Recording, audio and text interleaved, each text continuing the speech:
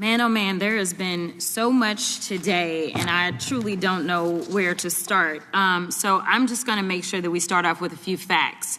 So a couple of facts that we need to make clear for everyone is that, number one, Director Christopher Wray, when he was appointed to be the head of the FBI, was appointed by Donald Trump. Now, I will agree that I definitely take issue with a number of decisions that Donald Trump makes, especially when it comes to the people that he decides to appoint to very important positions, including this one, because I did have to make sure that I wasn't going crazy. But when I say that you are the least qualified FBI director in the history of the FBI, that is real, because you are the only one that never even served with the FBI prior to joining. Yet we are supposed to believe that That's you are false. the greatest thing since sliced bread. I didn't ask you a question. Hey friends, Jack here. So this is happening right now. FBI Director Kash Patel was dragged out of a congressional hearing after being caught lying are completely false. The dramatic narrative of a physical removal is fabricated. No such event occurred. Patel being physically removed to drive engagement. The truth, while contentious, lacks the dramatic punch these false narratives provide. Millions are being misled into believing something that never happened. The actual events at these congressional hearings were certainly newsworthy and contentious, but they bore no resemblance to the dramatic removal narrative being pushed across social media. FBI Director Kash Patel appeared before multiple congressional committees to answer questions about his leadership of the Bureau, his decisions regarding personnel, and his compliance with promises made during his confirmation process. What I want to go false. through is to talk about why you are a failure and why, honestly, we just need to tell you bye-bye. I know that you got a little upset and you put on your show for your boss because it seems like you're trying to save your job when it came to talking to Senator Booker yesterday. But let's go through some of your failures.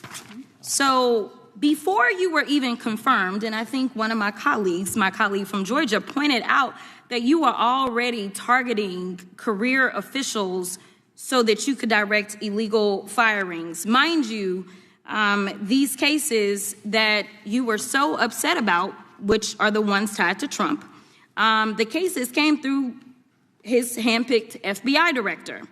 And frankly, when people sit around and say things like, oh, you know, we're happy because now we feel safe. I don't know who feels safe in this country except for the white supremacists, because I specifically as a black woman definitely don't feel safe. And frankly, my colleagues have been real nice to you today, and I applaud them, but I don't have the same demeanor because Senators from both parties questioned him extensively, with Democratic members in particular pressing him hard on allegations that FBI employees had faced retaliation for their work on investigations related to the previous administration. These were tough hearings with sharp exchanges, raised voices, and serious accusations. But at no point was Patel physically removed from any hearing room. At no point did Capitol Police escort him out. At no point did any committee chair order his removal. He testified, he answered questions, he defended his record, and he left normally when the hearings concluded. The most egregious distortion in these viral videos is the claim that Patel was dragged from the hearing. I know that multiple colleagues on this side of the aisle have faced death threats. In fact, somebody tried to kill one of my colleagues, and frankly, I don't know if this FBI or under your leadership, if those people would have been caught. I don't have any confidence in you. And if we start talking about the reasons that I lack confidence, we could start with you not just wanting to acknowledge some simple facts. Simple facts like the vast majority of the threats are coming from right-wing extremism. And I know my colleagues have tried to stress this, but I decided that I would maybe do it in a different way. Number one, I have a couple of UCs. Kim Buck, one of multiple Republicans receiving death threats for voting against Jim Jordan as House Speaker. Without objection. Another one, Republican lawmaker says she received death threats after voting against Jim Jordan in Speaker's race. Without objection. In addition, there was another one from another colleague who now is leaving Congress because they said that they were calling his wife anonymously and threatening her life to the extent that she ended up sleeping with a firearm. A word that implies physical force and resistance. This is not just an exaggeration or a misinterpretation. It is a complete fabrication with no basis in any video recording, official record, or credible news report. Congressional hearings are recorded in their entirety, and the video is publicly available. Anyone can watch the full hearings and see for themselves that Patel was never removed, never escorted out, and never physically touched by any security personnel. The videos that are being shared on social media showing dramatic removals are either entirely fake, mislabeled, or taken from completely different events that have nothing to do with Patel or his congressional testimony. The claim that he was caught lying on camera and immediately removed? Without objection. Okay, so here's the deal. How are we supposed to have confidence when you're sitting up here telling the Senate yesterday that it will take you 14 years before you can get the FBI fully staffed to do their jobs? You're also now redirecting resources so that they can go and play ICE agents on the streets. You're getting rid of your most qualified people. And even when it came down to somebody that you consider to be a friend, you were posted up having some fancy dinner to the extent that you posted not only once erroneously, you posted twice erroneously as it relates to catching somebody. And then you want to go and say, let me take a victory lap. Because honestly, if it wasn't for parents deciding that they were going to turn in their child, it seems like y'all wouldn't have got there, even though he literally confessed online. So I'm confused about what it is that the FBI is doing except for trying to put on a show for the apprentice or whatever you want to call him. Is pure invention designed to generate outrage and engagement. The accusations against Patel that form the basis of the contentious hearings are themselves more nuanced than the viral videos suggest. The core dispute revolves around whether Patel broke promises he made during his confirmation hearings regarding the protection of FBI employees. During his confirmation process, Patel assured senators that he would not retaliate against FBI employees for their work on investigations, and that he would protect the Bureau's independence and professionalism. After becoming director, some FBI employees who had worked on investigations related to the previous administration faced discipline. The day after all of this took place, there was domestic terrorism that was taking place at HBCUs. They were targeted. Yet I didn't hear anything from the FBI about what was going on. And again, black people kept saying, how did we end up in this? Because the numbers are so very clear that white supremacy is a problem.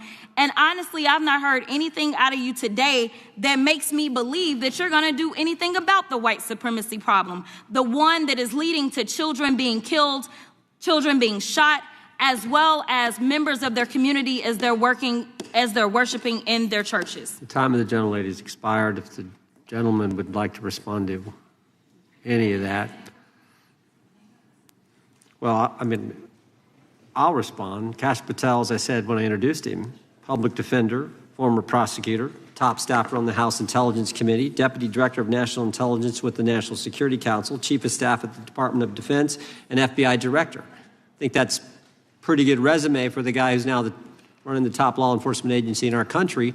And we've seen all the stats that he's given to the committee on how much better they're doing at getting the bad guys than the previous guy was doing. With that, I recognize the gentleman from South Carolina. Including dismissals and demotions. These employees claimed they were being punished for their investigative work, arguing that Patel had retaliated against them in violation of his promises. Patel has consistently denied these claims, maintaining that the discipline was justified based on rule violations and performance issues, not political retaliation. The specific hearings that the viral videos reference involved intense questioning from Democratic senators who believed Patel had broken his promises and misled the committee. Senator Cory Booker questioned Patel sharply about his leadership and decisions, expressing frustration and anger at what he perceived as broken promises. Senator Richard Blumenthal accused Patel directly of lying to the committee, pointing to the contrast between Patel's confirmation assurances and the subsequent discipline of FBI employees. Senator Chris Van Hollen raised the stakes further by asking Patel whether he understood that lying to Congress is a federal crime, strongly suggesting that Patel had perjured himself. These were serious accusations from powerful senators, and the exchanges were tense and heated. But at no point did any of these senators demand Patel's removal from the hearing, and at no point did any physical removal occur. The distinction between accusations and proof is absolutely crucial to understanding what actually happened at these hearings. When Senator Blumenthal accused Patel of lying, that was an accusation, not a finding of fact. When Senator Van Hollen suggested that Patel had perjured himself, that was a suggestion, not a conviction. Accusations in congressional hearings are common, and they do not automatically establish the truth of what is being claimed. For perjury to be proven, there would need to be a formal investigation, a determination of facts, and potentially a criminal prosecution. None of that has occurred in Patel's case. He has not been indicted for perjury, he has not been convicted of perjury, and no court or congressional body has formally determined that he lied under oath. The accusations remain just that, accusations. The viral videos have taken these accusations and transformed them into something far more definitive and dramatic. They present the accusations as if they were proven facts, ignoring the fact that Patel has consistently denied any wrongdoing and that no formal finding has been made against him. They present the contentious exchanges as if they were conclusive proof of lying, when in reality, they were simply one side of a disputed narrative. And they present the hearing itself as if it ended in dramatic removal, when in reality, it ended with Patel completing his testimony and leaving under his own power. The gap between what actually happened and what the viral videos claim happened is vast, and it is this gap that makes the videos so deceptive. The specific personnel decisions at the heart of this dispute deserve careful examination because they explain why the accusations were made and why the hearings were so contentious. Some FBI employees who had worked on investigations involving the previous administration faced disciplinary actions after Patel became director. These employees claimed they were being retaliated against for their investigative work, arguing that Patel was punishing them for doing their jobs. They filed lawsuits against the Bureau, gave interviews to the media, and made their cases publicly. Their claims created a narrative of political retaliation that resonated with Democratic lawmakers who had been critical of Patel and his appointment. Patel, however, has provided a different account, arguing that the discipline was based on legitimate rule violations and performance issues that had nothing to do with political retaliation. He has pointed to specific violations and documented performance problems as the basis for his decisions. The factual question at the heart of this dispute is whether Patel's decisions were motivated by retaliation or by legitimate management concerns. This is not a question that can be answered simply by listening to accusations or denials. It requires a careful examination of the specific cases, the evidence that was considered, and the decision-making process that was followed. Did Patel discipline employees who had violated rules? Or did he single out employees who had worked on politically sensitive investigations? The answer to this question will determine whether Patel broke his promises and misled Congress. But the answer has not yet been definitively established, which is why the hearings were contentious and why the investigations are ongoing.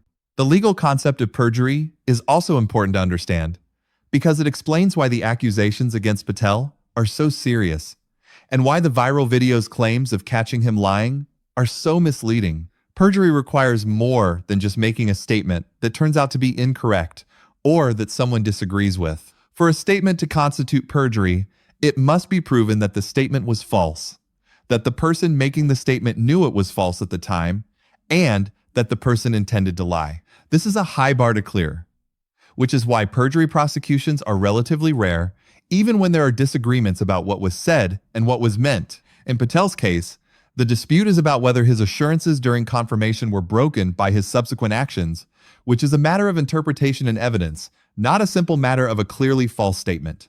The viral videos present this complex factual dispute as if it were a clear case of lying caught on camera, which fundamentally misrepresents what the dispute is actually about.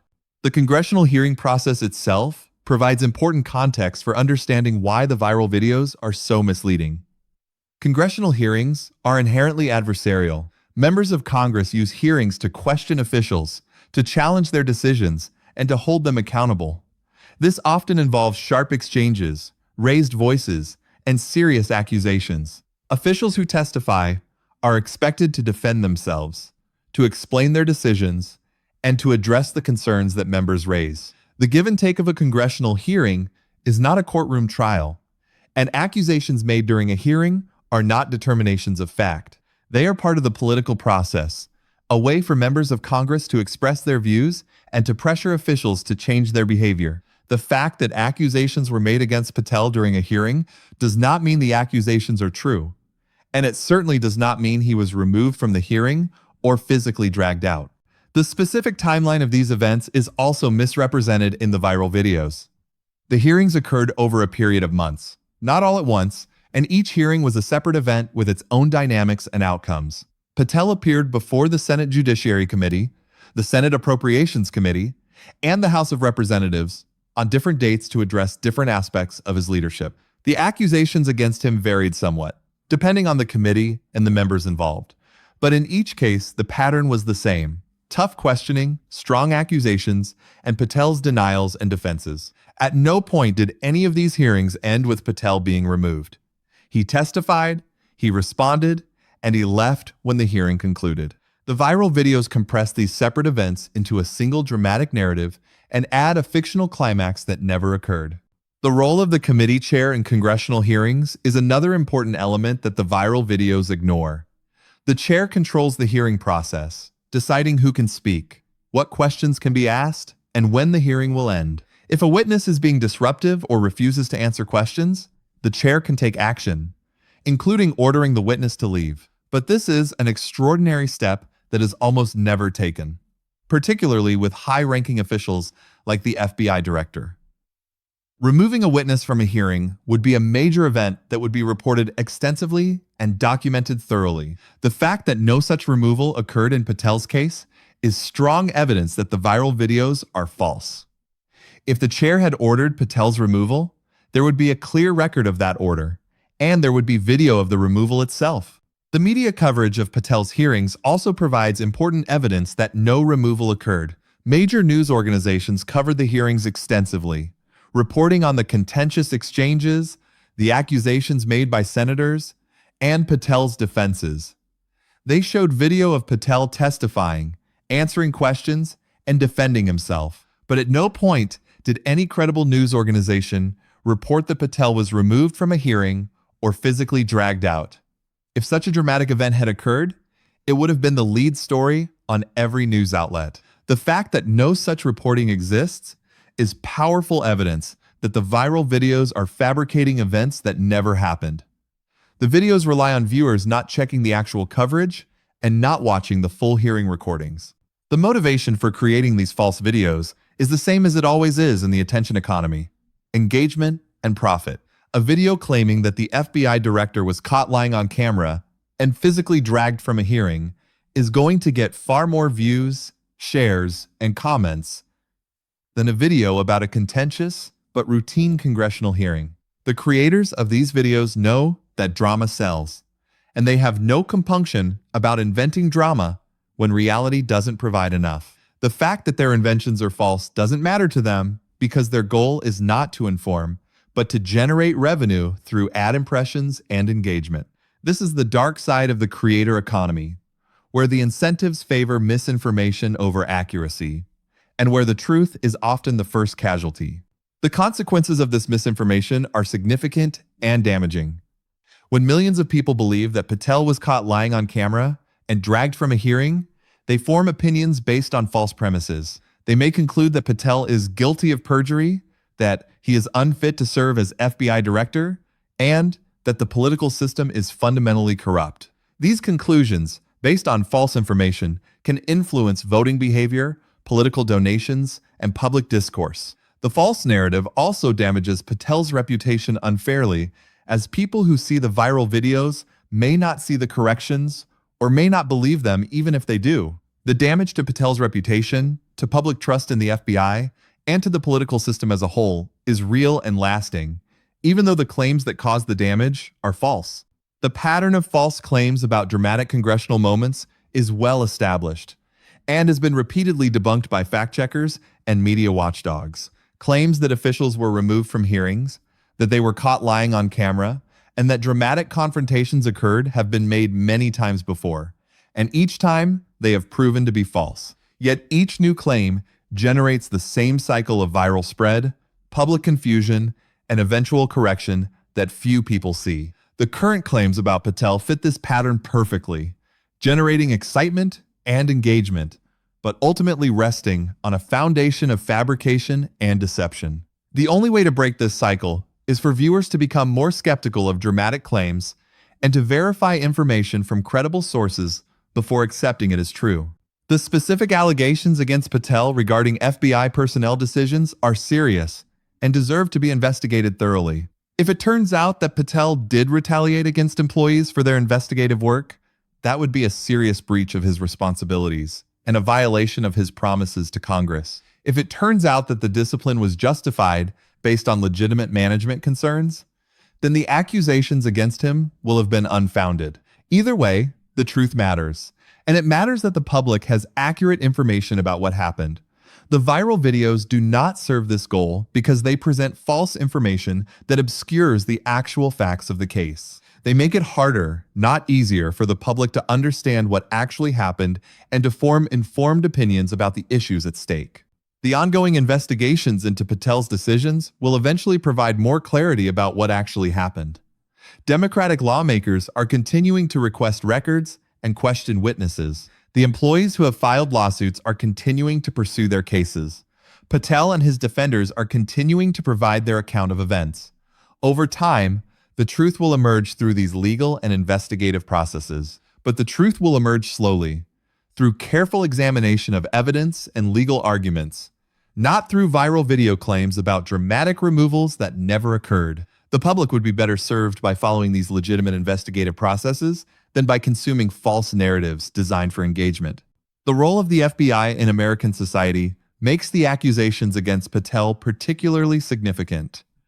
The FBI is the nation's premier law enforcement agency, responsible for investigating federal crimes and protecting national security. The integrity and independence of the FBI are essential to its mission and to public trust in the justice system. If FBI leadership is perceived as politically motivated or retaliatory, that perception can damage the Bureau's effectiveness and public confidence. This is why the accusations against Patel are so serious and why they have generated such intense scrutiny.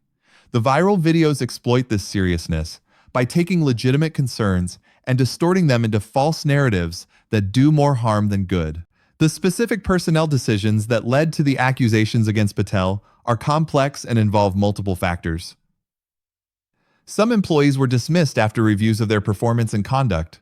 Others faced demotions or other disciplinary actions. The employees argue that these actions were motivated by their work on investigations, while Patel argues that they were based on legitimate management concerns. Untangling these competing claims requires examining the specific cases, the evidence that was considered, and the decision-making process that was followed. This is a complex undertaking that cannot be reduced to simple accusations and denials. The viral videos ignore this complexity entirely, presenting the accusations as proven facts and the hearings as dramatic confrontations that ended in physical removal. The legal standards that apply to perjury and retaliation claims are also complex and require careful application. For perjury to be proven, the prosecution must establish that the defendant knowingly made a false statement under oath. For retaliation to be proven, the plaintiff must establish that they were subjected to adverse action because of protected activity. Both of these standards require evidence and proof, not just accusations. Patel has not been found to have committed perjury, and the retaliation claims against him have not been adjudicated in court. The viral videos present these unresolved legal matters as if they were settled facts, which is profoundly misleading and fundamentally dishonest. The public would be better served by focusing on the actual issues at stake rather than the false narratives spread by viral videos. The question of whether Patel broke his promises to Congress is a serious one that deserves careful examination. The question of whether FBI employees were retaliated against is a serious one that deserves investigation. The question of whether Patel misled Congress is a serious one that deserves scrutiny. But none of these questions will be answered by viral videos that invent dramatic removals that never happened. The answers will come through the legal and investigative processes that are already underway. and the public should pay attention to those processes rather than to false narratives designed for engagement.